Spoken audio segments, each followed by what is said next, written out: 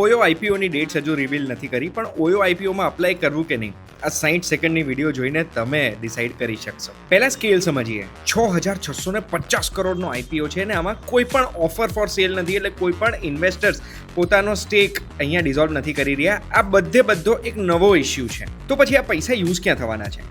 તો ઓયોએ હમણાં recently અમેરિકાનું G6 મોટેલ્સને અક્વાયર કર્યું. તો એના માટે એ લોકોએ જે દેવું કરેલું ને એ આશરે 5,000 કરોડ રૂપિયાનું હતું. એ દેવું ચૂકવવા માટે આ પૈસા યુઝ થવાના છે. પણ તમને ખબર છે આઈપીઓની જે સાઇઝ છે ને એ ઓયોના કરંટ વેલ્યુએશન કરતાં બી વધારે છે, જે વેલ્યુએશન અત્યારે 6,146 કરોડની આજુબાજુ છે. પ્રોફિટ લોસની વાત કરીએ ને તો 2023માં 1,286 કરોડ રૂપિયાનો લોસ હતો ઓયોને. આ કોવિડમાં જ્યારથી પ્રોબ્લેમ ચાલુ થયો, લોકોએ ટ્રાવેલ કરવાનું ઓછું કરી દીધું ને ત્યારથી એ પ્રોબ્લેમ્સ ચાલુ થઈ ગઈ હતી.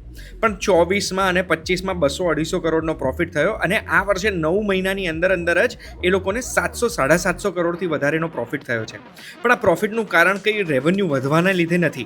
આ પ્રોફિટનું કારણ છે કે એ લોકોએ પોતાની વર્કફોર્સ અડધી કરી નાખી, એટલે સેલેરીઝનો ખર્ચો ઘટાડ્યો, અને બીજું એ લોકોએ 500-550 કરોડનું કંઈક ટેક્સ બ્રેક મળ્યું છે. એના લીધે અકાઉન્ટિંગ એ લોકોએ એ રીતે કર્યું છે, જેના લીધે આ પ્રોફિટ દેખાય છે. ઓયો ફેમસ છે 999 વાળા રૂમ્સ માટે, પણ એમાં માર્જિન 5% જેવું જ બેસતું હતું. ઓયો હવે પિવટ કરી રહ્યું છે પ્રીમિયમ સેગમેન્ટમાં, હાયર માર્જિનવાળી વસ્તુમાં, જેમાં એમના માર્જિન 28% જેટલા બેસી શકે. તો આ G6નું એક્વિઝિશન કે પછી આ પિવટ, એટલું વિચારીને અગર આપણને આઈપીઓ ઇન્ટરેસ્ટિંગ લાગતો હોય તો એક વસ્તુ આપણે ધ્યાનમાં રાખવાની છે. ઝોસ્ટેલ કરીને એક કંપની જોડે એમનું લીગલ બેટલ ચાલી રહ્યું છે. એમાં જો ઓયો કેસ હારી ગયો ને તો એમના ઇક્વિટીના 7% કે પછી 7% જેટલા પૈસા એ એમણે ઝોસ્ટેલને આપી દેવા પડશે. આટલી ઇન્ફોર્મેશન પછી તમે ઓયોનો આઈપીઓ અપ્લાય કરશો કે નહીં, કમેન્ટમાં મને જણાવો.